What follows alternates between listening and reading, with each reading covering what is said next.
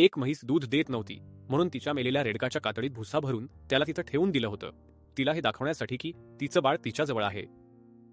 ही फार कॉमन पद्धत आहे. आपण विचारही करत नाही की म्हशीचं दूध आपल्यापर्यंत कसं येतं. म्हैस रोज सकाळी दूध देते तरी कशी? म्हशीचं दूध तर म्हशीच्या बाळासाठी, रेडकासाठी असतं. तिने तुम्हाला कसं काय दिलं? तुम्हाला माहितीही नाही की जोपर्यंत ऑक्सिटोसिनचं इंजेक्शन दिलं जात नाही तोपर्यंत म्हैस दूध सोडत नाही. आणि ते जे इंजेक्शन दिलं जातं त्यामुळे म्हशीला इतकी जबरदस्त वेदना होते.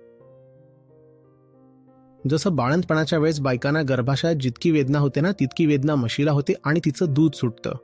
नंतर त्या दुधाचा तुम्ही सकाळी सकाळी चहा बनवून पिता.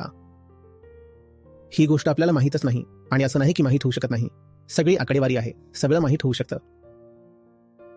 जिभेची चव आणि खिशाचा स्वार्थ